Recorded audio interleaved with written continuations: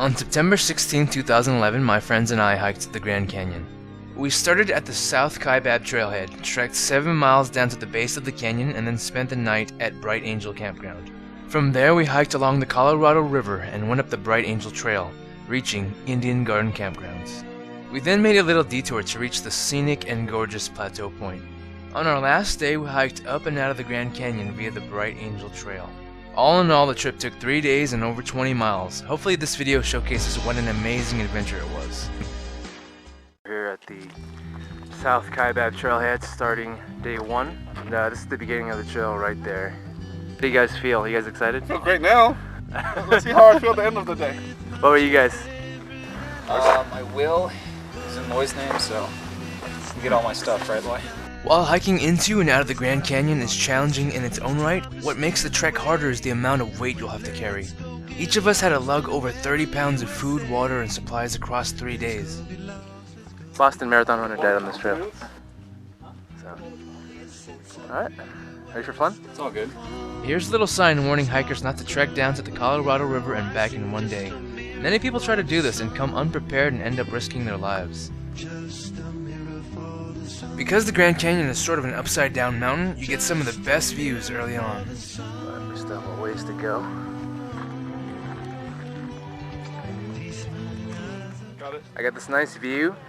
Got this little squirrel. He's really friendly. He's like really close. I think they get fed up here too. That's the thing. The thing is, like, it's illegal to feed them in the park. Oh. Hey, buddy. It's my bag. He might have rabies. I know. He is not scared at all. I can reach out and grab him pretty much. Sure, people feed him. Yeah. The thing is, you're not supposed to because they become so dependent on humans and they can't fend for themselves. But it's like people want a photo op and then... Yeah. Oh, it's so cute. He's pretty cute though. Against my advice, Edison attempts to feed the squirrel and gets bitten. So, Edison just tried to feed the squirrel and... Despite other numerous signs that say don't do it. Illegal? Yeah, and let's see your battle scar from the battle. Yeah, you got kind of bit there. Fearful that the squirrel may have rabies, we get Edison to wash out his wound, apply some antiseptic, and bandage it up. The great thing about hiking is that talking to strangers is just as natural as breathing fresh air. How you doing there? Doing well. Have you done this before? Down to Phantom Ranch, you guys going? Yeah. Plus, hiking in places like the Grand Canyon allows you to meet people from all over the world. Where are you guys from? All over. Oh, really? And you? I'm from California. Yeah. Yeah. The hardest thing is carrying a pack that's over 30 pounds of water and so forth. Yeah. But it's worth it just for this view. How you liking it, Edison? Excited. I'm excited to see where we end up down there. Nice slope down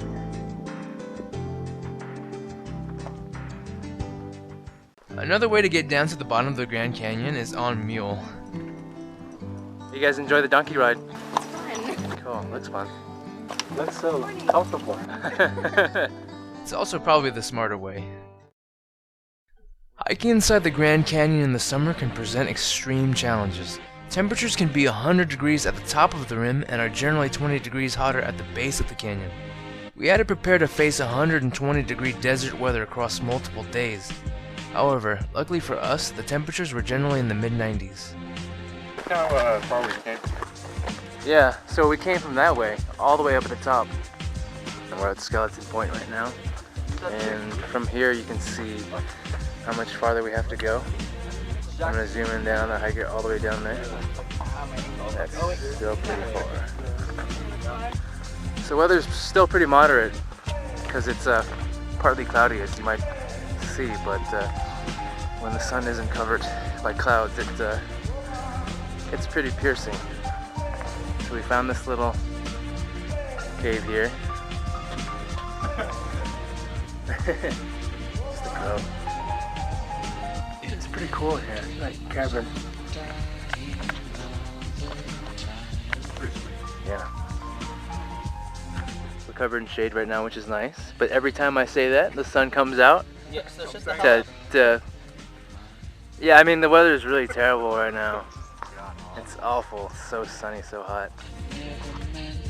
So far we've traveled 3.5 miles from the south rim. We have about 3.8 miles to our first campsite. So right here we have the tip-off emergency phone.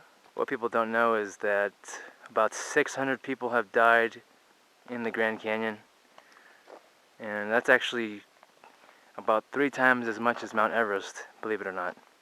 Most of the deaths occur due to the fact that people are unprepared for the trip, underestimate the difficulty of the journey, get dehydrated, and pass out from heat exhaustion. After hiking roughly 5 miles into the canyon, we're finally greeted with some flat terrain. The trails are generally consistently steep, so hikers here are taking this rare opportunity to rest. So for most of the Grand Canyon, you're pretty exposed, but once in a while you get some nice shade and covering. Some of my compatriots are up there, just hanging out, catching a little bit of shade. But as you can see, we're going to be pretty exposed to the sun. We just turned the bend a little bit on one of the switchbacks, and you can see a clear shot of the Colorado River. And if you look to its left, you can see the trail that we have to hike still. My friends and I found a sweet little bouldering spot, so we took off our packs to do a little bit of rock climbing. It was really fun and definitely a highlight of the trip. Yeah. If that thing falls down on you, you're dead. We're talking about chimneying in between. It looks, I don't know how wide it is though. The wedge, pretty tight. Or not very tight, pretty loose. You mean the rock, the boulder on top? Yeah. Edison doing a little bit of rock climbing. We've actually been doing a lot of rock climbing just to get to the rock climbing section. Victory pose. Nice. Although I've tried my best to capture the enormity of the canyon, a single camera really can't do the views justice. As we head closer towards the bottom of the canyon, the roaring rapids of the Colorado River get louder. During the trek down, you'll see nice green vegetation, which juxtaposes nicely against the canyon's red, rocky walls. It's absolutely gorgeous here, and there's not really a bad view in sight. Everybody's just chilling in the sun or in the shade. How you guys liking the trip so far? This is survival, man. This is survival from this guy. It's all about survival. It's all about survival. And it's not even fun anymore. Look, somebody filled the Colorado River with chocolate milk. Pretty much reached the bottom of the canyon now.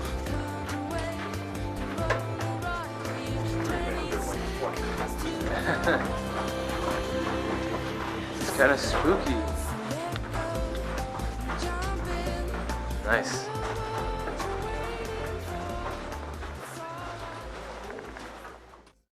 So there's 7 of us, and 3 of us, I guess, haven't been injured, and we kind of did a little knock on wood earlier. I'm gonna hurt right now. So we got Edison, who he did a vicious battle with a squirrel, and then Jonas with the ankle problem.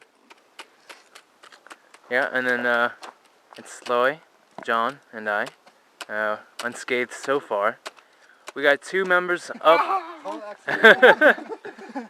We got 2 members up. Okay, so one with the stub toe, and the other one is he's just tired. He's not injured, right?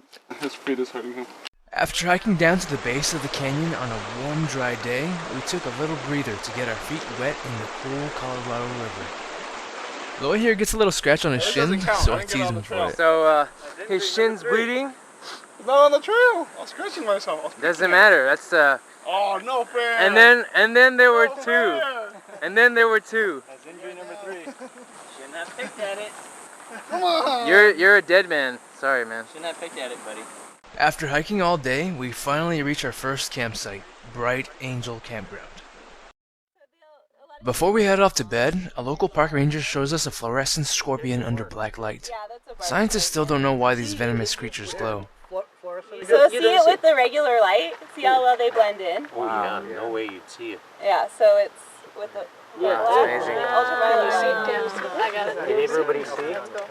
So we're crossing the Silver Bridge right now over the Colorado River, as you can see, and the bridge is see-through. As you may have noticed by now, the Colorado River carries with it an attractive brown hue. The color is the result of the powerful river crashing and chipping away at the adjacent brown sedimentary rocks. After hiking a mile to get our bodies warmed up, I lead the group in some stretching exercises to prepare ourselves for the day's journey ahead. Our hope this early morning is to cover as much ground as possible before the unforgiving sun blankets us in heat. Although it is a race against the clock, to see the sun's rays cascade down the Grand Canyon's walls are definitely a sight to behold. Venturing this far into the Grand Canyon brought us true peace and isolation. Looking around for miles, it seems like you wouldn't see a soul in sight.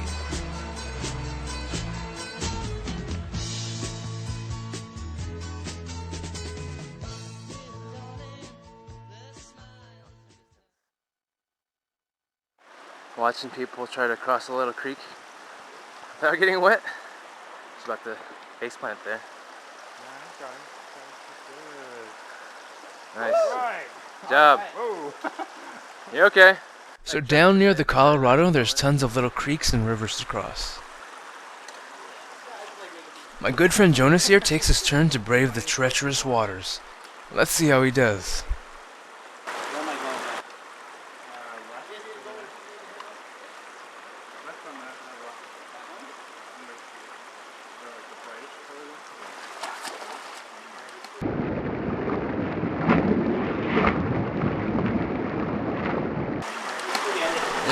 So maybe that wasn't so hot. That's where waterproof shoes come into play. Now that we've had our little fun playing along the Colorado River, it's time to start the trek back up. The Bright Angel Trail is full of seemingly never-ending switchbacks. It is a journey that is made harder by the scorching sun. Zooming in, if you look closely, you can see the switchbacks we have already climbed. Looks like we have some members of our party over there. Loops around here, and then you see these guys coming up. How you guys doing? Video. Yep. How you guys liking the trail so far? Oh, fantastic. Yeah. It seems like everywhere you look, there are breathtaking views that are just impossible to accurately capture on camera.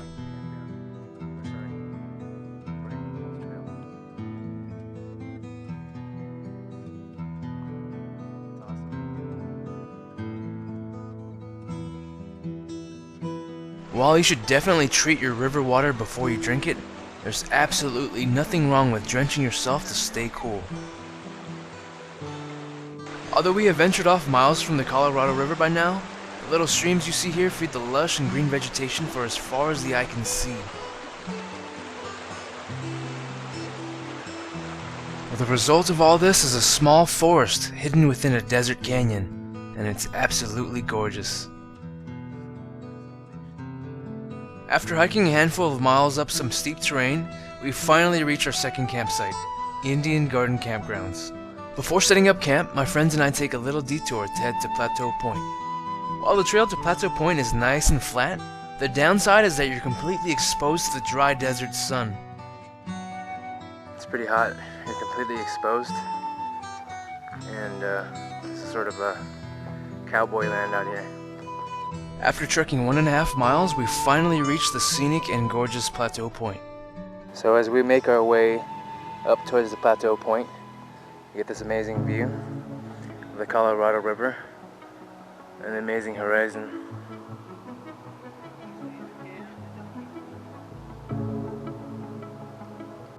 Taking the opportunity to capture this gorgeous vista, I walk towards the edge of one of the cliffs.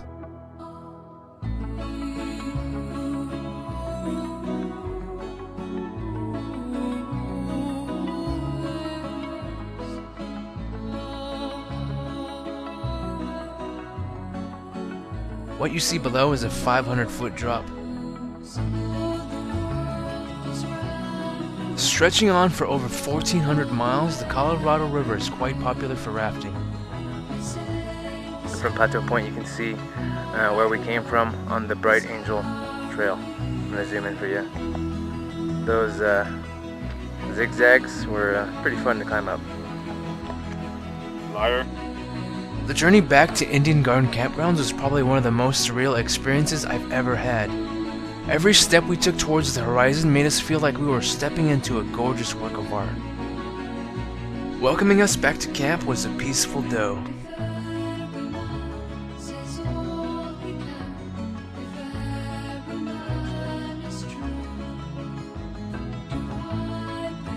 Right next to our campsite was a highly venomous but mellow rattlesnake.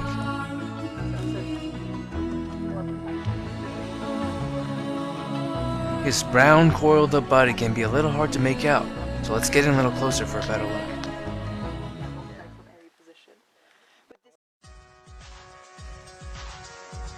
During the early 1900s, cowboys used to roam the deserts of Arizona, but would be fearful of the then mysterious Grand Canyon. As a matter of fact, maps sold in saloons back then had big X's over the area, warning travelers of its danger. Fast forward about 100 years, and you can clearly see that this is no longer the case. The Grand Canyon is one of the most popular national parks in the world, and sees roughly 2 million visitors a year. In an attempt to minimize our exposure to the sun as much as possible, we start our trek up early. During the hike up, I got a gorgeous view of the valley and decided to test out its echo effect. It was pretty cool.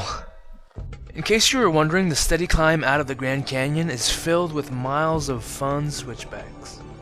Filled with little caves like these, the Grand Canyon is home to the rare and elusive California condor. Now off the endangered species list, at one point in time, there were only 22 of them. Alright, so we just came up a pretty decent elevation gain 1.7 miles. And we've reached the 3-mile rest house. There's a restroom and water here. We got Jonas here, blazing the trail, taking a little break. How do you feel? Ankle feels like crap. He's doing really well. This dude is beat up to all hell, but he's a tough SOB and he's just pushing through. So if you look off into the distance, you can see the trail to Plateau Point. That's where we came from yesterday. I'm gonna zoom in right there. It just looks so minuscule from this far away angle. And such a gorgeous view overall. We have Loy and John on our tail. And leading the pack is Jonas, who looks like he's never had as much fun in his whole entire life. Tell us how you're feeling, Jonas. I hate my ankle right now. Oh, we're into all sudden now? This is why we're taking a break. So right now here's the sort of the last bit of shade before we get, well, pretty much completely exposed. We try to race against the sun, but you can't beat Mother Nature. Reaching the 1.5 mile rest house, I look down to the canyon to see how far we've come. The green trees you see below is Indian Garden Campgrounds, and is where we began our day. How you liking the journey so far? Good. Pretty epic, isn't it? Yeah. I think we came from all the way down there. Yeah. Only like a day. We're coming up this far. In search for the rare California condor, my friend Edison and I panned the camera up in hopes of capturing the elusive animal. Where did it go? I lost it. Yeah. Momentarily. Actually, it's right there. Isn't that it? Yeah. So I'm trying to get footage of the California condor, and I don't know if that's it. We're zooming in. Hopefully the camera can pick it up better than we can see. It's turkey vulture. Is it? Why must you do that to us? Even though we never found that elusive California condor, we still had an amazing adventure filled with surreal views. Having reached the top, I thought I would risk my life to give you guys one last death-defying look over a rickety cliff. Hopefully this will encourage you to live a little on the edge. I'll try to go over the edge, give you guys a sick view at the cost of my life. We're about 6,000 feet up. I'm glad there's no wind right now. If an earthquake, I'd be a goner. It's absolutely gorgeous though.